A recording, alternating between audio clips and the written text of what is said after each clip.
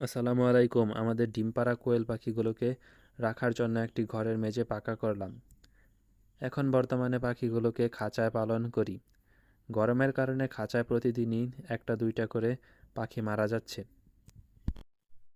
শীতকালে সাধারণত খাঁচায় কোয়েল পাখি পালনের কিছু সুবিধা আছে। এ সময় অল্প জায়গায় অনেক পাখি রাখা যায়। এতে তাদের শরীরও গরম থাকে। গরমের দিনে এর সম্পূর্ণ বিপরীত হয়। তাই ভাবছি পাখিগুলোকে ফ্লোরে নামিয়ে দিব। এজন্য ফ্লোর পাকা করতে হবে। কারণ কোয়েল পাখিগুলোকে মাটিতে রাখলে তারা পা দিয়ে ঘরের মাটি খুঁড়ে ফেলে। প্রথমে চলে গেলাম বাজারে। সেখান থেকে পাকা করার জন্য যা যা লাগে সব কিনে নিলাম। যেমন ১ বস্তা সিমেন্ট, ২ বস্তা বালু আর কিছু ইটের সুরকি। বাজার থেকে এগুলো আনার পর দিন সকাল সকাল লেগে পড়লাম ঢালাই করতে। এখানে আমরা নিজেরাই মিস্ত্রির হয়ে কাজ করছিলাম। কারণ ছোটোখাটো কাজের জন্য মিস্ত্রি ভাড়া করে আনা মানে শুধু শুধু টাকা নষ্ট করা।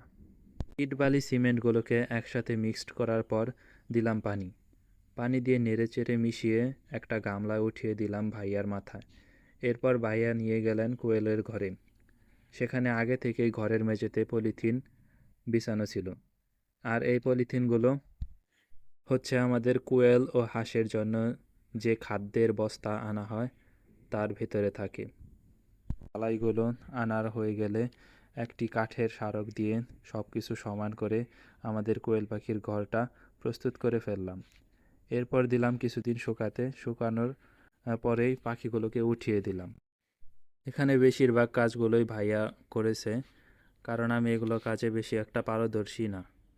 তাই ভাইয়াই এই সব কাজগুলো করে থাকে। তো এই ছিল আমাদের আজকের ভিডিও।